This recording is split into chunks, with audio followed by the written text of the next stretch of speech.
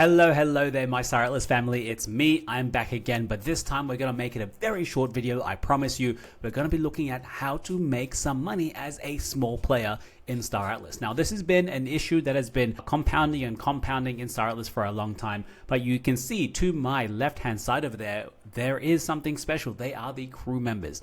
That's the key how you're going to be able to make a bit of money in staratlas. Now, I'm going to give you a small preamble first, just so you know what the context is on this, and then we're going to go ahead and use the Aephia Flipside dashboard and go and try and see how we can get you some crew. So the first thing I want to do is, this is what we're going to be chatting about: how to make money as a small player. Let's actually break that down a little bit more. So I'm going to first define what I think a small player is.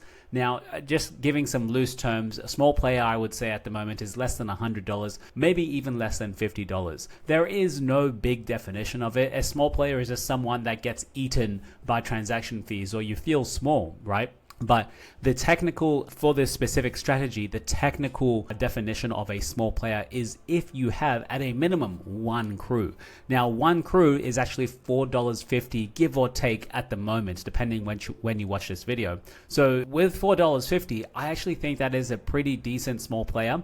But let me tell you as well, there is no actual limits to this. So this kind of strategy applies to both small players and large players and medium players and small to medium players. It actually applies to everyone. It's just a little bit friendlier to small players. So there is a role for you still in the staratlas metaverse.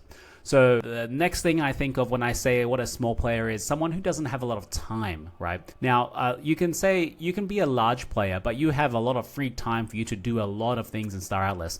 But for me, I'm actually very time poor. So I actually consider myself a small player because I don't have a lot of time to play the game. I'm going to be honest with you. You know, you have your family, you have your life, everyone has something. But for me, what I really consider myself as small is that I have, you use minimal input. Like there's minimal resources for you to do this, and there's minimal logistics for you to get this up and going, right? You can get up and going, you can set it and forget it. You can automate a whole lot of it, and it makes it a lot easier for you. So yeah, those are my four kind of small criteria for what a small player is. Less than $100, more than one crew at a minimum. Actually, there is no limits, just so you know, but there's also minimal input and little logistics to go with it. Now, what's the whole big thing? All it is using the Aephia Flipside dashboard and going to find resources that are worth it on the market for you to go and buy, craft them, and then sell those resources. That's the entire strategy, okay? Now, you do need a few tools, and if you're new to staratlas, this might be new to you. So I think you do definitely need to use the Aephia Flipside dashboard, right? Don't mind my spelling over there. First thing, it's really bloody great. It's a free resource made by the team at Aephia. I'm part of Aephia, even if you haven't been able to tell. From rock to rocket, Aephia. Now, there are other benefits on there as well, but the best thing I actually think applies to this strategy is knowing or being able to find out what resources are worth it to buy and what resources are worth it to craft. So for example, at the moment, when you go and mine something, right, you need ammunition to go and mine that item. So the Aephia Flipside dashboard, apart from this whole strategy, can tell you if it's actually worth it for you to go and buy ammunition right now or go and craft ammunition. And that's actually just going to save you some money. All right, it's going to save you a whole bunch of money. But that's separate to the current strategy of the dashboard at the moment, which is what I'm trying to tell you now, which is crew. So using one crew, two crew, 10 crew, 100 crew, going and buying some resources and selling that on the market. Right, now let's keep going, my friends. So the next thing I want to chat to you is about some little tips for you. For this strategy to work really, really well, you have to keep in mind that you are on a blockchain. There are other things happening, okay? So let's talk about some minor tips. My first one for you is actually you should minimize transactions as much as possible. Keep in mind, every time you try and do a transaction, it's going to cost you some Solana. Yes, a Solana transaction is actually very, very, very small. But if we're talking at the numbers that we're talking about here, it does actually add up. So you should be very careful. When I say that it could cost you upwards to $1, maybe 50 cents, maybe even 20 cents, but all of that is actually very significant when we're talking about just one crew, which is $1.50. All right. The next thing you should really be cognizant of is automation. You need to be automating this. I say this as a small player, it's really good to automate this. You don't want to spend all of your life and half of your time clicking and coming back to it. No.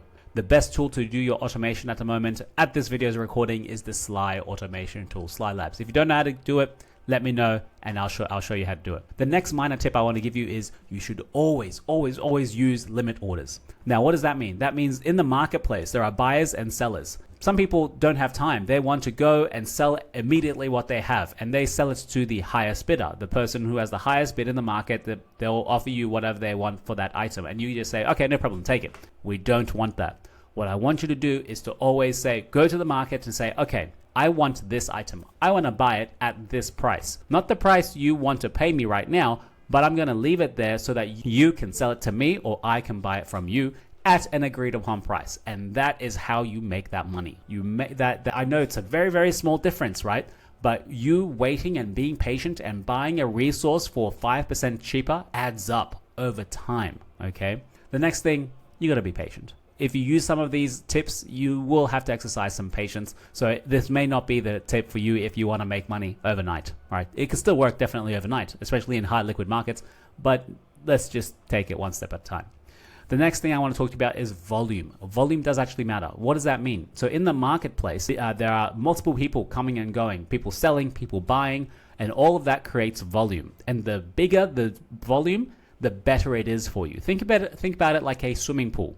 You're going to dive into the swimming pool with your friends. You don't want to dive into a shallow pool. No, you can't get in. If you dive in, you're going to hurt yourself. No, you don't want that. You want a really deep pool so you and your friends can enjoy the swimming pool, right? So you can go in and out very, very easily. That's what I mean by liquidity and volume. So volume really, really matters. It's how many people are going, how many people are coming out, etc. And the last thing I want to talk about is rent fees. Very, very important. If you're new to Solana, you should know about this already. Solana has rent accounts where if you open a new kind of account, for example, a new resource or a new ship or a new token, you do have to pay rent fee, which is 0.002 Sol. So roughly around 50 cents, maybe 40 cents by today's Solana prices. It changes depending on when you're watching this video. So keep that in mind. If you're going to have 100 new Solana tokens in your wallet, you're going to pay 100 times 0.002 Solana. And that, of course, will add up. Right? So without further ado, let's actually go and show you what the hell I'm talking about. I'm going to try and make it just 10 minutes for you, okay? So let's go over here and let's see this, what I'm talking about here. So let's go here. Let's go to this. Now, all you need to do is go to the Aephia Flipside dashboard. It's called Aephia staratlas Gameplay Analytics. There's actually 3 of them. I'm going to zoom in here so you can see. I'm going to probably take my face away so you can see, make it smaller. So there's the global overview, there's the gameplay analytics, and my staratlas. This is new, don't go there yet. All I want you to do is go to the gameplay analytics, the second section over there. Now in that section, you're going to see multiple other tabs. Go to the small player section, small player. Now over here, it gives you some tips already. Find profitable game loops, reduce the number of transactions, use automation, and compound your returns. That definitely makes sense. You get more and more, just like compounded return works, you get more and more as you're able to use what you earned. Right? So if you sell it right away, you will have a capped amount you can keep earning all the time. So let's go down all the way down. Now there is the scanning method, I'm not a fan. There is the mining method, I'm not a fan. There is the crafting method, I am a fan. Now, let me break down this table for you so that you guys know exactly what I'm trying to tell you, or how you can actually make some money from here. So all this table is telling you is that there are items selling on the marketplace right now. You can buy those items, you can go and craft those items, and then you can sell that item. You can do that multiple times in a row to realize a return, right? You can do it the first time you do it, you will realize a return. The second time you will do it, you will realize a return. The more times you're able to do it, of course, you start compounding, you start making more money on your money.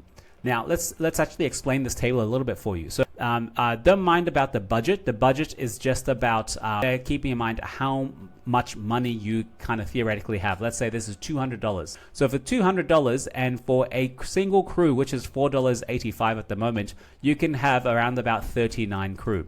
Now, keep in mind, the number of crew doesn't matter as much. It's actually about the how many crew you have, not about, sorry, that kind of confused even me myself there a bit. So it's not about how many the returns scale with as much crew as you have. So it doesn't matter if you have one crew or if you have 10 crew. Each crew is actually going to be earning you a specific amount, and it's static, so it doesn't really change. So it doesn't matter if you have 5 or 10 or 100, it all applies. So you still make that 0.1 each, for example. Anyway, let's go and look at the first item. The first item on this chart, and I'm going to zoom in for you, is Crystal Lattice. Okay, now Crystal Lattice has a crafting time of 2. Sure, no problem. The value of the ingredients to buy Crystal Lattice is 0.07, right? That's in Atlas tokens, Star Atlas's token. Now, the Atlas price is actually 0.01 Atlas. So that means you can actually go and buy the resources for this. You can go and craft it and then go and sell it for 0.01. Now, that is a ton. That is a 0.0025 return, which is very good.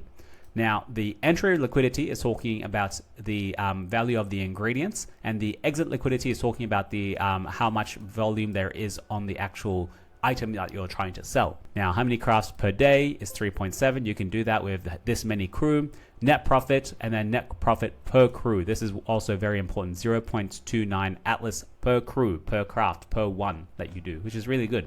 Now, the next big number that you see is the return on investment. 2,000%. Now, the return on investment is a very tricky number. It basically means you're able to do this every second and keep going, and you never stop. But of course, that's not realistic, because first off, you do have to buy the items at this price, and you have to sell the items at this price. And of course, if you don't buy and sell immediately, then of course you're not realizing that. It's not compounding. Doesn't mean you still won't make money. Okay, so that's the basic idea of this strategy, my friends. You follow this all the way down. I try and find an item that has really good exit liquidity as well as entry liquidity. That's probably one of my first indicators. Then of course I have to see they're in return, they're in profit, of course. So there are items in here that will give you a negative return, minus 6,000%. So that's toolkits number 3. As you can see here, the value of the ingredients is 0.0047. While if you sell it, if you go and craft that item, you actually sell it for 0.001513. So you've lost 6,000%. Exactly. Like if you keep doing that all the time, the whole year, that's crazy amount. Okay, so you do have to avoid the negative ROI. Always go to the positive. So find something in here that you can do with not even $200, but with $5 or $4.85 one time. That is one single crew, and you can continue to do this. It's a very sleek method, okay? It's a very, very sleek method. It's not overly complicated. It's not overly simplistic. It's just very simple. You're buying an item, you're crafting it into something, and then you're selling that item. And you do it with limit orders and some of the tricks that I gave you before. And that's it. I think it's quite simple. So I'm going to leave it there. That's 15 minutes. Thank you very much for watching, guys. If you liked it, make sure you join Aephia. And if you have a favorite crew that you like, let me know. They do look pretty good, don't they? Look at that. Look at that. They look amazing. Okay, my friends. Bye for now.